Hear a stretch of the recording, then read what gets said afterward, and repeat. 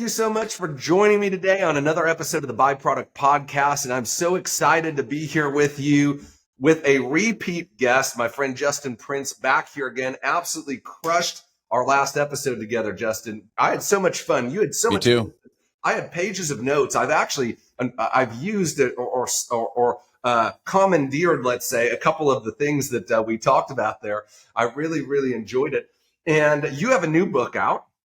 Be the One, right? Okay. Yeah. You have a new book out, #1, I saw on Amazon right now, which is amazing. And I wanted to have you back on to talk a little bit about that book. And, you know, I'm just a big, big believer in resourcing people and giving people the tools and the resources they need to grow and to get better and to make better decisions, to think better, to act better. And I think this is absolutely just knowing you and the wisdom that you have and the experience that you've had in leadership and business development. I think this is a book that everybody's got to get. And so I'm really excited for our listeners to be able to sort of get a behind the scenes sneak peek, to hear from the author himself. Like, where did this come from? Why did you write this book? Where is the energy at in this for you? And what do you hope people take away from it? And so I know I just peppered you there, but let's talk a little bit about it.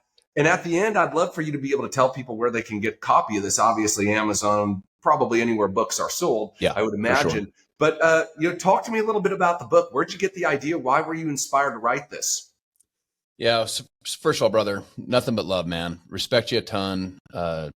It's fun for me to talk with people that have done it at an extremely high level. So in other words, it's not just theory, but they're still so hungry to go serve at a higher, serve even further. So just always enjoy our time together, dude. I wish we did this every day. So just an honor to be with you. It's amazing. So I wrote a book called Be the One. And there's two concepts that I want to encourage you to think about. Concept number one is it's not called Become the One. My friends, you already are the one. Think about it this way. Wow. If you were to take your parents and your grandparents, so by the way, think about your mom and your dad, and I know that they're imperfect, but think about how much love you have for them. Think about your grandparents. Those of you that knew your great-grandma, great-grandpa. If you took the last 12 generations of your family, it was about 400 years, and it was 4,094 people from all over the world that literally came together to create you. You're the one. And they lived and bled and died and sacrificed and smiled and joys and triumphs and pains and wins and losses and so much struggle and so much triumph for you to have this moment. Every breath is a gift. They gave you this breath. This is your moment. You are the one they did this for. Wow. The second part of the book is be. Be is a present word. Be is stepping into who you are. So in other words, you are the one. So how do you be the one today? How do you be that person today? And so you actually said it was so interesting as you were kind of warming us up in this discussion. This idea of like practically arming yourself, like giving people like the tools and the tactics and the strategies. For me, I hope you're motivated by the book. I hope it inspires you. The word inspire, by the way, means to breathe life into. I hope breathes life into your dreams and goals. But my friends, what I really hope it does is it teaches you and it equips you with the tools and the tactics that you need to create, to design, and to live an unforgettable life, so that when future generations look up into that family lineage, they say, it was her. It was him. She's the one. She's the one that broke the generational curse of abuse. She's the one that broke the curse of addiction. He's the one that created the financial principles and taught him down through this generation. And by the way, let me ask you a question. How many people does it take to break a generational curse in a family? My friends, it takes one. It takes you. How many people does it take to break the curse of addiction? It takes one. It takes you. Making a decision. The Latin of the word decision, the scission meant to cut, and the D meant off. So an incision, when they created that word, meant to cut in, and a decision cut off, meaning you come up to a fork in your road, a moment in your life, and you make a decision to go right, for example. When you go right, you cut off all possibilities of going left because you decided to go right. My passion is to help people to make a decision to be the one, to recognize who you really are, and then be that person today. Wow. That's amazing. I love what you talked about there. It's not become, it's be. And my goodness, Justin, I know you and I have similar beliefs in sort of, where we all came from and what we're doing here. And it's so interesting because there's a lot of writing about who we are. Yes. And what sort of rights we have, so to speak, inside of that kingdom, let's call it. And Yet so many people, they're heirs to the kingdom, but they're out sharecropping somebody else's field somewhere because they just aren't walking in that reality of who they are. That they have this gift, they have this lineage that people have come through. I love what you were talking about there. 4,000 people to get you here to this moment to take this breath right now. And what are you going to do with it? But at the same time, you've got, you had all these people get you here, but what are you going to do with that, right? What are you going to do? And are you going to recognize it, or are you going to continue to live with the image of what the world says you are, or what your ex-spouse said you were, or what TV or the government or the education system says you are? Because they all have these ideas and these dreams for you, and most of those dreams are very small and inconsequential. But that's not God's dream for you. And that's hopefully not your dream for you. So how do we walk into that? We've got to be. It's not become, it's be. It's walk into what we already are. So Ian, let me play off that. That's so good. One of the things I talk about in the book is update your identity. You update your identity of who you really are. You recognize who you really are, and you start updating the identity of who you really are. Let me give you an example. Success is an identity process. You'll never outperform the way you see yourself. If you see yourself as a loser, you're not going to show up and play like a winner. If you see yourself as a winner, you're not going to roll over and quit like a loser, because it wouldn't be consistent with your identity. James Clear wrote the book Atomic Habits, and he said, there's two young boys. One of them stole the candy. They said to the little child, did you steal the candy? The little boy said, I didn't steal it. They said to the second child, did you steal the candy? The little boy said, I don't steal. I didn't steal that particular piece of candy. That's an action. I don't steal as an identity. You'll be consistent over time with how you see yourself. I'll give you an example. I work with a buddy of mine years ago that it was actually on my team years ago. His name's Jaime Molina. Jaime's a strong man in Southern California, but he's a really gentle man, really sweet, kind, just in his soul, good man. He's the kind of guy you'd want your daughter to marry. He's got a beautiful wife, Ramona. She's even sweeter than he is. He's very devout in his Catholic faith. He has 4 beautiful daughters. He runs a financial services business. He works with the troubled youth in his community. Jaime's an amazing man. And he tells the kids about a story about a man named E9400. E9400 was born in Texas, El Paso, on the border of Mexico and the States. E9400 at age 8 was introduced to alcohol, started consistently using alcohol at age 8. At age 9, he was sexually molested by someone 24 years older than him and became sexually active as a 9-year-old. At age 14, he was on hard drugs. On 15, he was a mule for the cartels. At 24, he was charged with 11 federal felonies and served multiple years in San Quentin prison. San Quentin, by the way, you don't want to go to prison anywhere, but man, if you're going to go to prison, you don't want to go to San Quentin. It's maybe the worst prison in America. It's just a harsh prison. So let me ask all of you a question. Same question Jaime asks his students. He says, what do you think the odds are of where he ended up? It's like, is he on the streets? Is he an alcoholic? Is he on drugs? Is he working for the cartel? Is he dead? Is he in prison? Is he living his best life? Like if we were to do an odds test, where would we say the odds?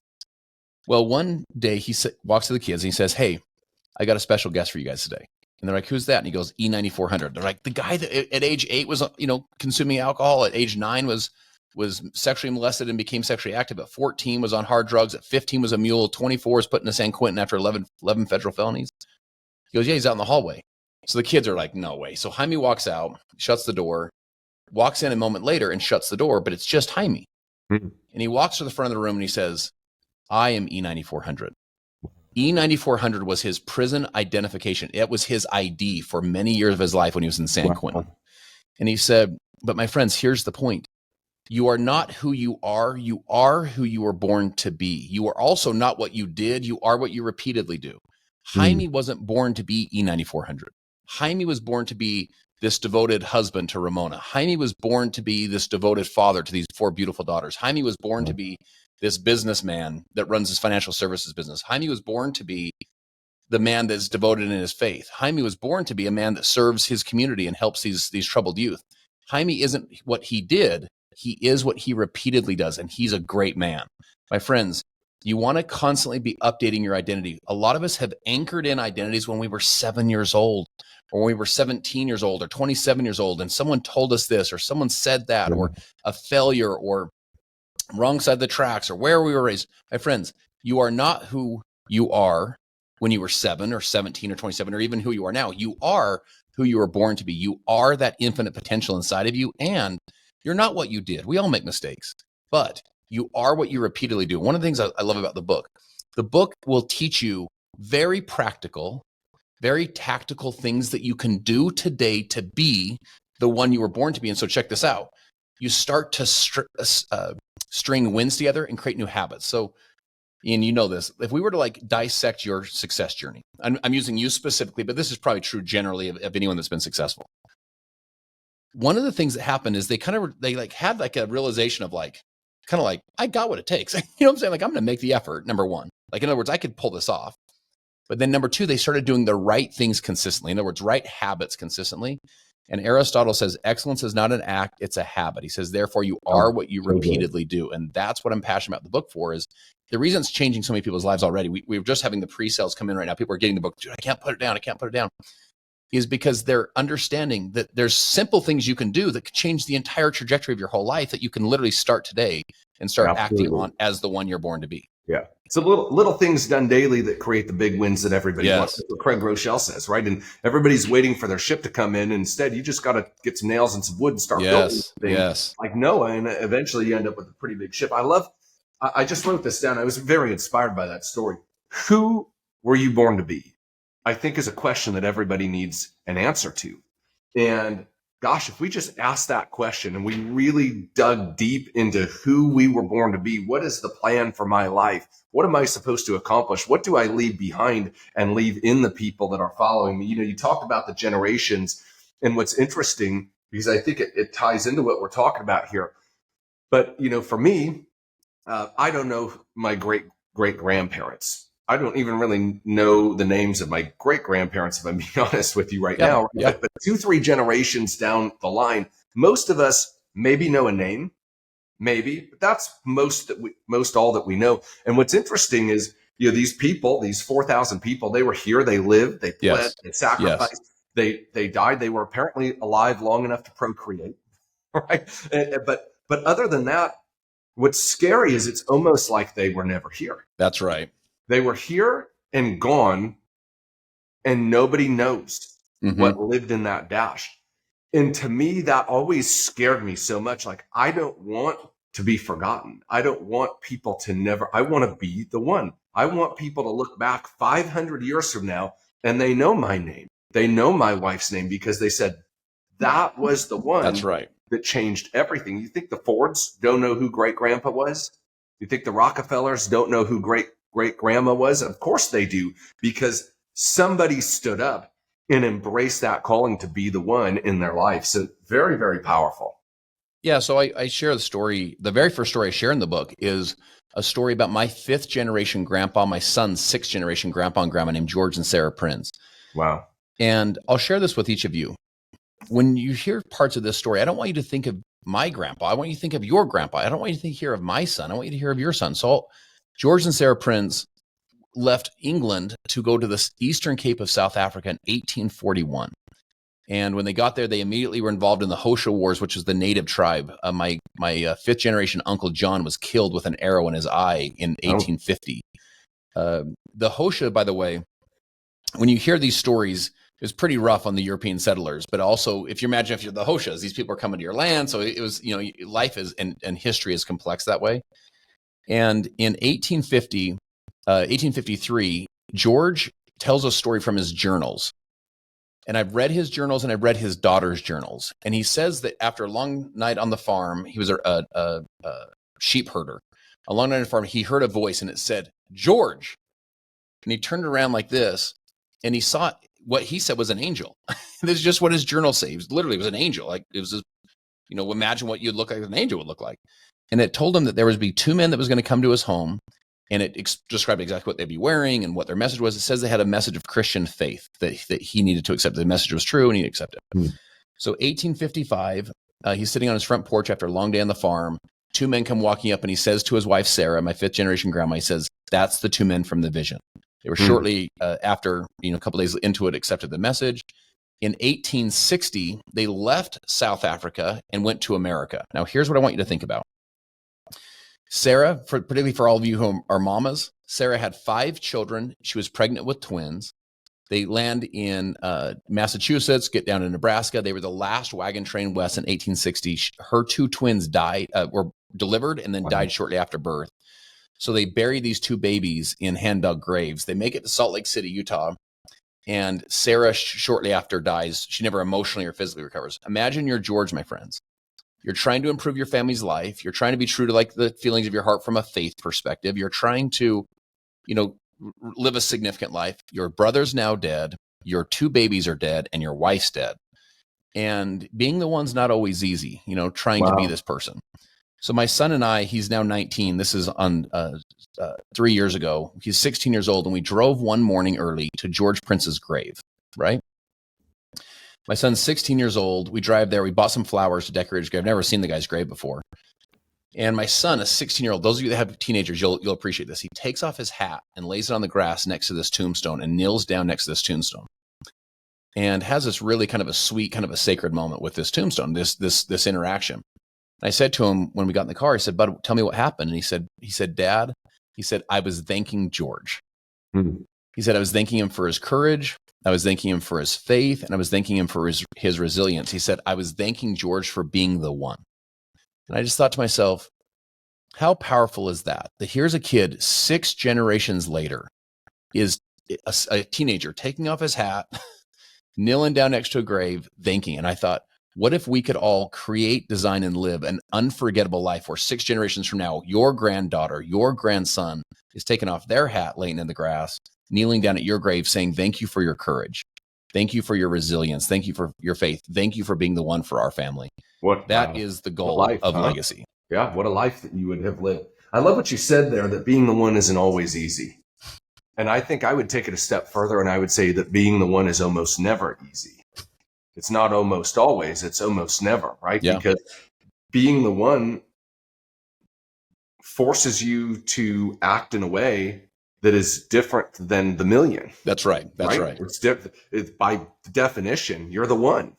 That's of a million or a billion, and it's almost never going to be easy. It reminds me of this story. I love U.S. history, and it's just there's a few times in my life that, like, if I could go back and be alive at certain times, there's 2 or 3 of them that I feel like I just would have fit in perfect. And one of them is in the Revolutionary War period, and a lot of people, we know 4th of July and Star Spangled Banner and beating the Redcoats, but a lot of people don't understand that, we were losing that war for almost the entirety of it. It wasn't good. And there were large factions at the time. People couldn't get on the cell phone and, ask Ben Franklin how getting the arms and the money was coming. It was just, they're going to show up 4 months from now on a boat or they're not, right? And we got to fight in between. And there was a period of time where, George Washington was losing huge amounts of his army because he couldn't pay them. They didn't have rations for them. And they would go into these towns and the merchants wouldn't accept the continental currency because they were afraid that the continental government would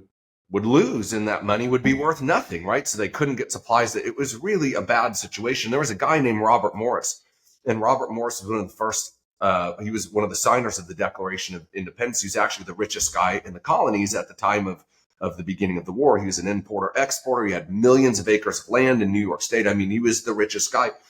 And what was interesting, Justin, is he went and mortgaged all of his property and his businesses at virtually every bank in the colonies to raise capital for the Continental Army, for George Washington. He personally funded the war efforts for 6 or 7 months while Washington was waiting for Ben Franklin to get back from France with ammunitions and money.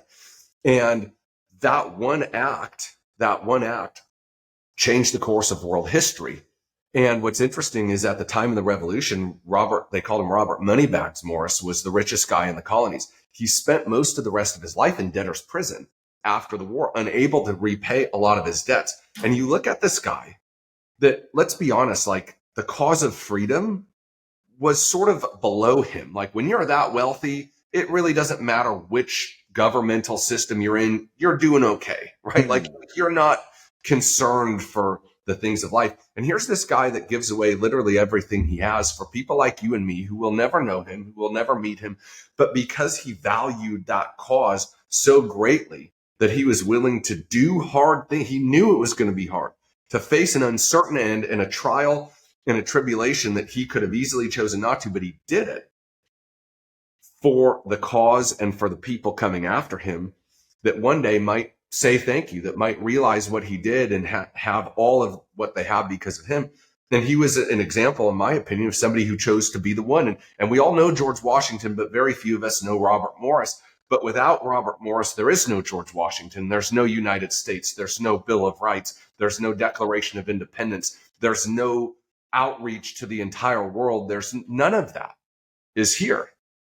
The experiment in freedom and life and liberty, none of it is here without that one man who decided to live beyond himself and make that sacrifice. That's such a great story. Thing. Yeah, that's such a great story. So in a very micro example, you know George Washington's story, you know Paul Revere's story, you know John Hancock's signature. Like, in other words, you know some of these bigger, more famous names. But you don't know that story. But that story is the story behind the story. My friends, some of you right now, you're a mom. You're a dad. Maybe you're someone at work that's making things happen that the company's getting a lot of credit for, the CEO's getting a lot of credit for, but you really are making some things happen that are important.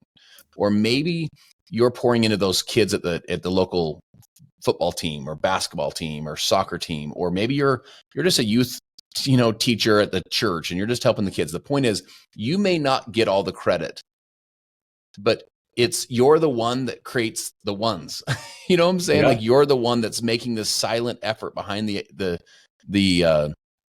scenes, that without you being the one, without you making that decision for you to be the one, the ripple effect of the positive nature of who you are and who you were born to be it never happens for everyone else as well. And that's why I tell people, your gifts and talents weren't given to you for you. Your gifts and talents were given to you for the rest of us. And so that's why being the one is so important.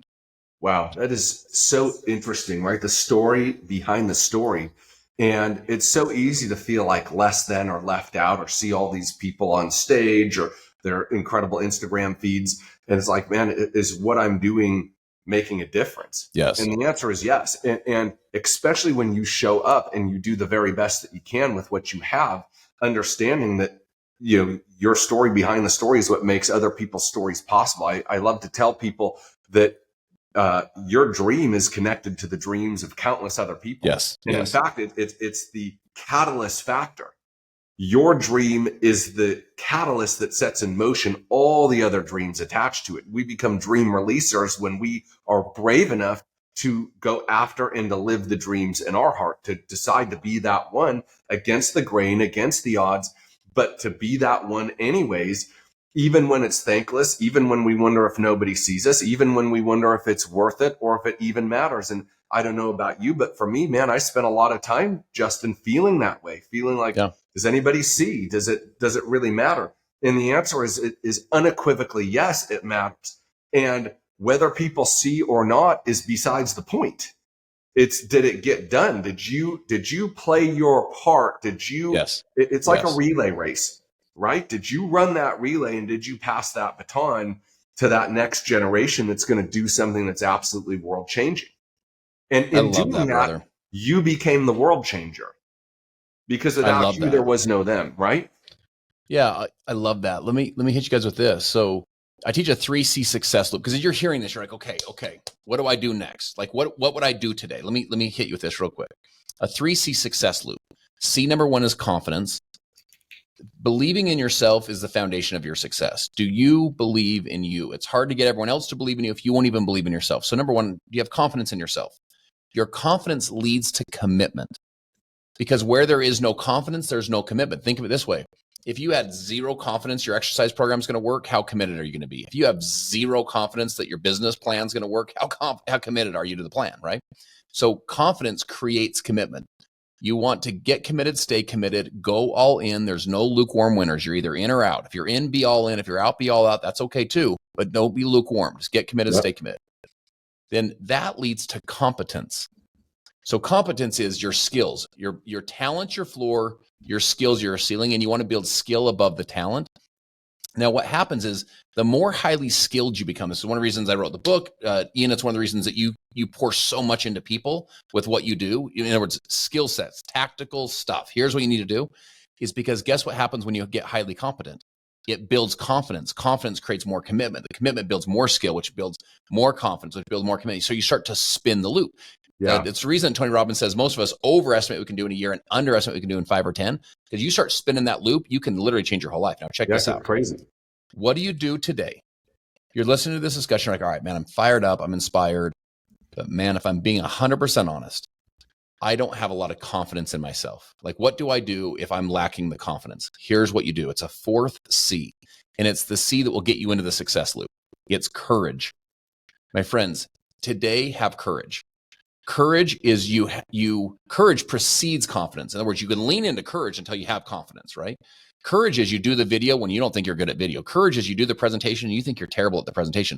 Courage is you take the step today, even though you don't know where the step is exactly going to lead. You just have the courage.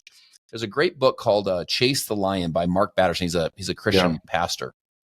Tells a kind of a hidden Bible story, kind of an unknown Bible story about a guy named Benaniah. He says he chased a lion into a pit on a snowy day. Question number 1 is this. How many people do you know who chase lions into pits on snowy days? I think for most of us, we're like, I don't know anybody does that. Well, that makes Benaniah rare. And consider this.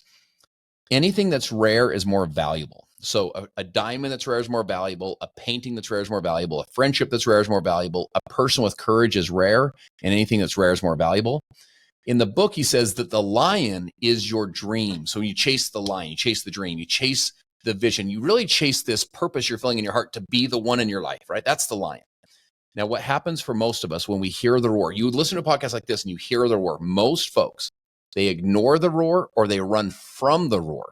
The person that has courage runs to the roar, and your courage precedes confidence. You take action today. You move forward today. I tell people, what's the next physical step? What's the next physical step to move you towards your goal? Like, is it return the email? Is it do the invite? Is it do the follow-up? Is it do the post? What is the next? Go tell your babies, hey, honey, listen, mommy loves you. Daddy loves you. You know who you are, right? Go give them a 10-second hug. Don't be too casual. So what's the next physical step? That courage, taking action, will get you to a stage where you actually are confident. The confidence builds your commitment builds your confidence, and you start to spin that 3C success loop. That's so good. Justin, listen, I'm fired up to be reading this. I mean, you have so much wisdom, and I'm excited. Where do people get this book from? How do they connect with you? Where do they get the book? Yeah, so listen, I'm across all platforms. You can go to iamjustinprince.com. You can go to iamjustinprince on Instagram, Justin Prince all over social. The book, my friends, you can get the book really wherever you get your favorite books, right? The book, I'm telling you, is going to change your life. The book's also going to create a movement for people where we can help people recognize who they really are, the importance their life has. We have the highest suicide rates we've ever had, specifically around men.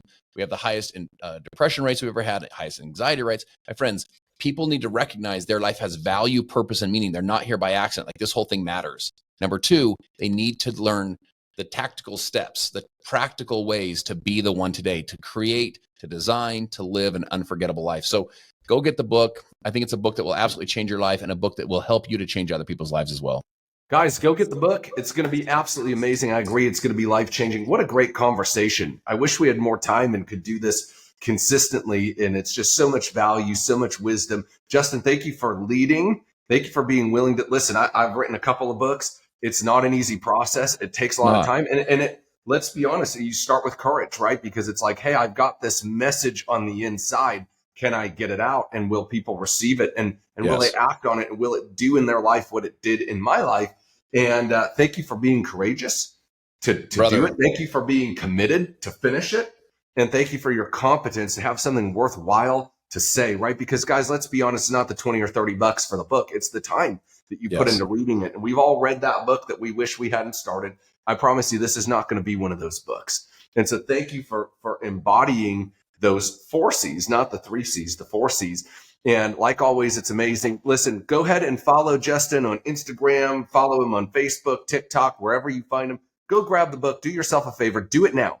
Don't wait, right? We're going to think, oh yeah, I'll get to it later. Sit in the cart 3 weeks from now. It's in the 1.5 million you have sitting in the Amazon shopping cart waiting to go. You just got to do it now, right? Act now, take action, get the book, read it, leave a review, share it with friends if you like it, and make sure to connect with Justin on social. Thanks, Justin, for being on. Go grab the book, guys. And as always, we get better right? As we get better, things get better, right? Things get better when we get better. Thank you so much for being on and spending a little bit of time with me. Until next time, talk to you soon.